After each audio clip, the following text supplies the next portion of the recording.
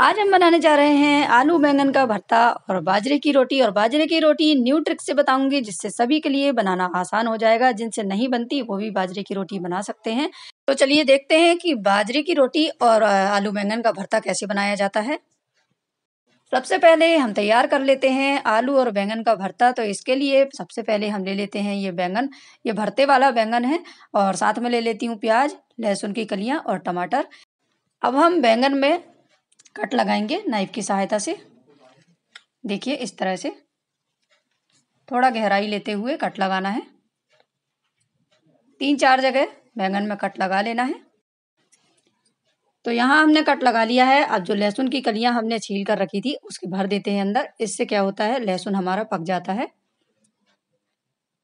और किसी किसी को बैंगन खाने में नुकसान भी होता है, तो ऐसा करने से बैंगन नुकसान नहीं करता। अब मैं यहाँ ब्रश की सहायता से बैंगन में तेल लगाऊंगी, या हाथ से भी आप लगा सकते हैं। पूरे में तेल लगा लेंगे। ऐसा करने से इसका छिलका उतारने में आसानी होती है। मैंने यहाँ ले लिए हैं 2 उबले आलू। तो अगर आप बैंगन का सिर्फ भरता बनाना चाहते हैं, बैंगन से ही बनाना चाहते हैं, तो आलू की ज़रूरत नहीं है। लेकिन मैंने यहाँ आलू और बैंगन का भरता बनाया है तो मैं यहाँ आलू डालूंगी। अब मैंने भरता भूनने वाली जो ये जाली रहती है इसे ले ली है और इसे रख देंगे हम गैस के ऊपर। अब हम इसके ऊपर रख देते हैं बैंगन और ये टमाटर रख देते हैं। और सभी को उल्टाते पलटाते हुए हम भून लेते हैं।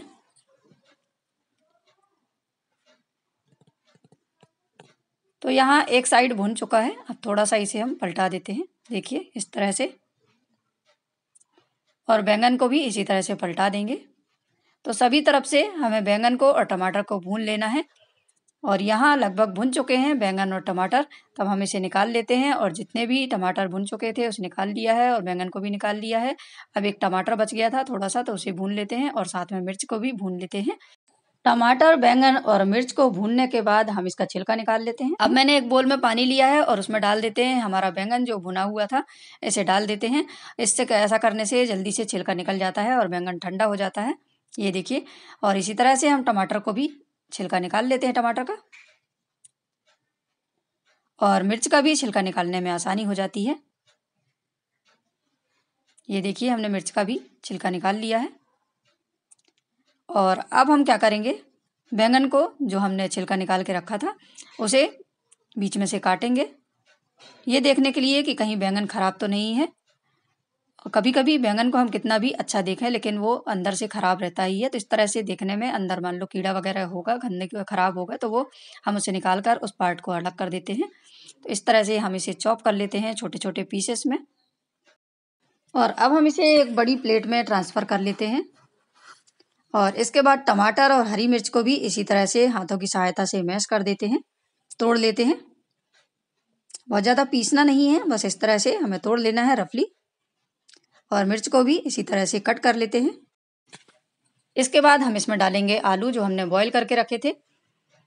तो मैं यहाँ एक आलू ही यूज़ कर रही हूँ क्योंकि बैंगन मुझे थोड़ा सा कम लग रहा था, नहीं तो आलू आलू का भरता जैसा लगता वो बैंगन का पता ही नहीं चलता। तो मैं यहाँ एक ही आलू डाल रही हूँ, 2 आलू नहीं डाल रही हूँ।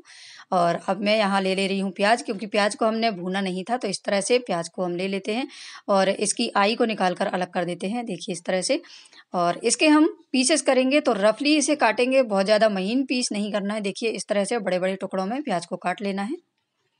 अब हम प्याज को खोल लेते हैं, देखिए इस तरह से एक एक पीस को इसके अलग कर लेते हैं। और ऐसा करने से भरते का टेस्ट बहुत अच्छा आता है। अब हम ले लेते हैं एक कढ़ाई और उसमें ले लेते हैं तेल। तो तेल बहुत ज़्यादा नहीं लेना है, 2 से 3 छोटे चम्मच हम तेल ले लेते हैं। जीरा डालेंगे, हरी मिर्च डाल देते हैं बारीक काट कर, और इस तरह से ये हमने प्याज डाल दिया है। और प्याज को बहुत ज़्यादा नहीं भूनना है, कलर चेंज नहीं करना है, बस 2 मिनट के लिए हमें प्याज को भूनना है। जो अभी पिंक दिख रही है ना प्याज, हल्की सी सफ़ेद हो जाएगी तब तक हमें प्याज को भूनना है। भूनते भूनते पिंक नहीं करना है, थोड़ा सा कच्चापन रहना चाहिए, जैसे कि भरता में रहता है, हल्का सा कच्चा और पका हुआ प्याज रहता है, बस इसी तरह से हमें प्याज चाहिए। तो यहाँ प्याज तैयार हो चुकी है, 2 मिनट हो चुका है भूनते हुए। अब हम डाल देते हैं हमारा मिक्सचर बैंगन का, टमाटर का और हरी मिर्च का। और इसके बाद हम थोड़ा सा प्याज के साथ में मिक्स कर लेते हैं। अभी प्याज इसके साथ भी पकेगी, तब भी पक जाएगी। से तो प्याज को भी भूना जाता है गैस में या कंडे की आग में, लेकिन हम बिना भुने ही इस तरह से बनाएंगे, इंस्टेंटली बनेगा ये। साथ में डाल देते हैं नमक, चाट मसाला, और यहाँ मैं ले रही हूँ पाव भाजी मसाला। ये बहुत अच्छी ट्रिक है भरते को और ज़्यादा टेस्टी बनाने के लिए, चटपटा बनाने के लिए। तो ये ट्रिक आप ज़रूर यूज़ करें, फिर आप मुझे बताइए कि आपका भरता कैसा बना। मैं इसमें डालूंगी थोड़ा सा पानी, क्योंकि हम जो भरता बनाने वाले हैं बाजरे की रोटी के साथ खाएंगे तो वो थोड़ी रूखी रहती है, तो थोड़ा सा इस तरह का भरता अच्छा लगता है उसमें। सूखा-सूखा उतना अच्छा नहीं लगेगा। और मैं लास्ट में डाल देती हूँ यहाँ धनिया पत्ता। पानी डालने के बाद ये अच्छी तरह से पक चुका है। धनिया पत्ता डालने के बाद हमारा भरता तैयार हो चुका है। तो अब हम बना लेते हैं हमारी रोटी, बाजरे की रोटी।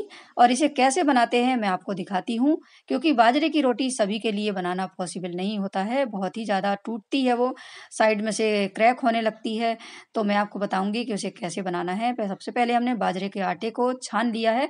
थोड़ा-सा डालेंगे नमक। मैंने इसे बड़े परात में ले लिया है। अब मैं ले लेती हूँ थोड़ा-सा गुनगुना पानी। बहुत ज़्यादा गरम नहीं लेना है, ना ठंडा लेना है, गुनगुने पानी से ही इसे सानना है। तो आटे को पूरी तरह से एक बार में नहीं सानना है। देखिए इस तरह से हमें आटे को गूँथना है। थोड़ा-सा आटा मैंने लिया और इसे जितनी ज़रूरत है उतना ही गूँथना है और उतने की ही रोटी बनाना है। एक बार में एक बार का ही आटा हम गूँथेंगे। हम पूरे आटे को एक साथ गूँथ लेंगे तो आटा धीरे-धीरे गीला होता जाता है और इससे रोटियाँ बनाना बहुत मुश्किल हो जाता है। तो इस तरह से हमें आटे को गीला कर लेना है। देखिए थोड़ा-सा हमने आटा लिया है, इसे गूँथ लिया है। अब इसे 2 मिनट के लिए इसी तरह से मसलना है, मसाज करना है। देखिए इस तरह से हमें इसे मसलते जाना है। इस तरह करने से रोटियाँ बहुत सॉफ्ट बनती है, बहुत अच्छी लगती हैं और रोटी बनाने में भी आसानी होती है। तो बहुत ज़्यादा गीला नहीं करना है, थोड़ा-सा टाइट रहना चाहिए, नहीं तो रोटी जब हम हाथ से बनाएँगे, क्योंकि ये रोटी मैं हाथ से बनाने जा रही हूँ। इसके बाद मैं आपको दूसरी ट्रिक्स भी बताऊँगी, जो आपसे नहीं बनती है अगर हाथ से किसी से, तो वैसे भी बना सकता है। तो ये देखिए, मैंने एक बड़ा-सा पेड़ा ले लिया है और ये अंगूठा और उँगली की सहायता से बीच में हम इस तरह से बनाएँगे। और जो पाम का लास्ट हिस्सा रहता है, उससे हम रोटी को हल्का-हल्का दबा-दबा कर रोटी बनाएँगे। ये देखिए, ये रोटी भी साइड में से फटने भी लगती है, तो आपको टेंशन लेने की ज़रूरत नहीं है। बस जहाँ से आपको लगता है कि फट रही है, थोड़ा-सा हाथों की सहायता से उस क्रैक को हल्का-सा बंद कर देंगे। बस ऐसे करते हुए हम रोटी को बना लेंगे। हाथ अगर चिपक रहे हैं, तो इस तरह से आटा लगा लेंगे और ये देखिए रोटी थोड़ी-सी क्रैक भी होने लगी है, तो मैं थोड़ा-सा इसे हाथों की सहायता से दबाने की कोशिश करूँगी। ये देखिए इस तरह से ये हाथों को बार-बार सूखे आटे में लगाते जाएँगे और हाथ के ये लास्ट वाले हिस्से से ही रोटी बनाना है, इससे बहुत अच्छी बनेगी रोटी। और साइड में इस तरह से बनाने के बाद बीच में भी हमें हाथ लगाना है, नहीं तो रोटी इस साइड से तो पतली हो जाएगी, बीच में बहुत ज़्यादा मोटी हो जाएगी। तो इस तरह से हमें रोटी बना लेना है।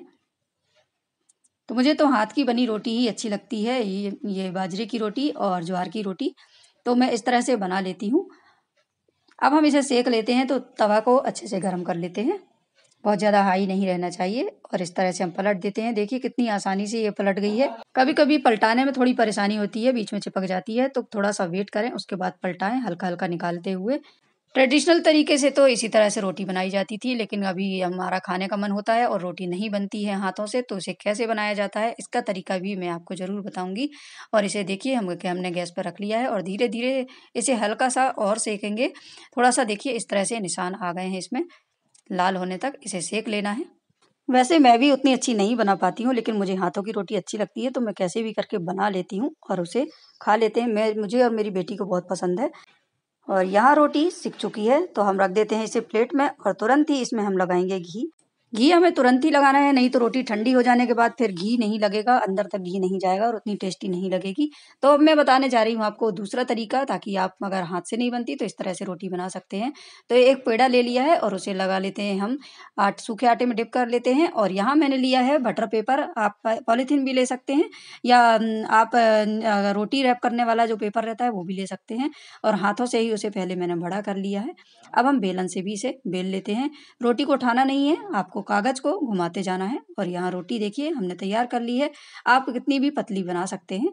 अब हम इसे रख देते हैं तवे पे, तो मैंने पेपर सहित ही रख दिया और पेपर को धीरे से निकाल लिया है। अब दोनों साइड से हम इसे सेक लेते हैं।